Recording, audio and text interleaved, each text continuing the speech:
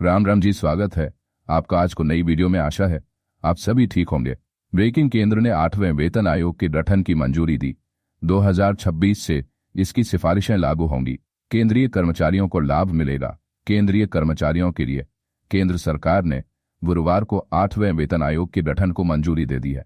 इस आयोग की सिफारिशें साल 2026 से लागू होगा।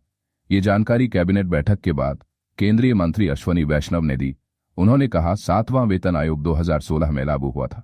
इसकी सिफारिशें 2026 तक जारी रहेंगी। 8वें वेतन आयोग के आने से सैलरी पर क्या फर्क पड़ेगा? केंद्र सरकार हर 10 साल में नया वेतन आयोग लाती है। अभी 7वां वेतन आयोग चल रहा है। इसका कार्यकाल 31 दिसंबर 2025 को खत्म होगा। उम्मीद की जा रही है कि साल 2026 से 8वां वेतन आयोग लागू हो जाएगा।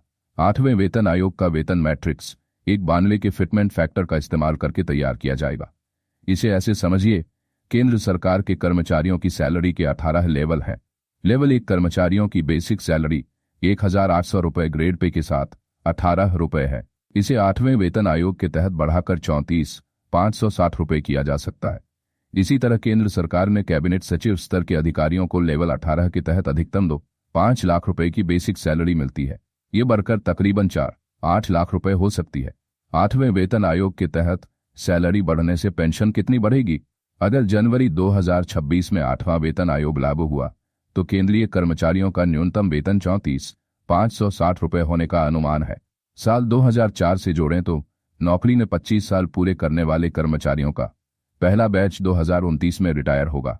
अब मान लीजिए 8वां वेतन आयोग लागू होने के बाद लेवल 1 के एक कर्मचारी की बेसिक सैलरी 34,560 रुपये हो गई है, तो इसकी 50% रकम 17,280 रुपये होती है। इस हिसाब से कर्मचारी को 17,280 रुपये डॉलर की धनराशि पेंशन के तौर पर मिलेगी। हालांकि यह रेयर केस में ही होगा कि कोई कर्मचारी लेवल 1 पर नौकरी ज्वाइन करने के बाद रिटायरमेंट तक उसी लेवल पर रहे। प्रमोशन और अन्य नियमानुसार समय समय पर इस लेवल में बढ़ोतरी होती रहती है, इसलिए कर्मचारी को इससे कहीं ज्यादा धनराशि पेंशन के रूप में मिलेगी। वहीं लेवल 18 के कर्मचारियों की बेसिक सैलरी 480 लाख रुपए होगी। इसका 50% कुल 40 लाख रुपए डॉलर की धनराशि पेंशन के तौर पर मिलेगी। नए वेतन आयोग में कैसे तय होगी सैलरी? 8वें वेतन आयोग के अप्रैल 2025 से लागू होने की उम्मीद कम ही दिखाई दे रही है, क्योंकि अभी तक सरकार ने इस पर कोई बड़ा निर्णय नहीं लिया है।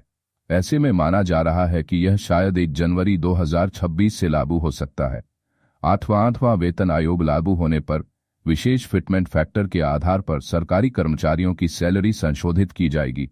मान लीजिए कि मौजूदा 7वें वेतन आयोग के तहत वेतन संशोधन के लिए 257 का फिटमेंट फैक्टर लागू किया गया था।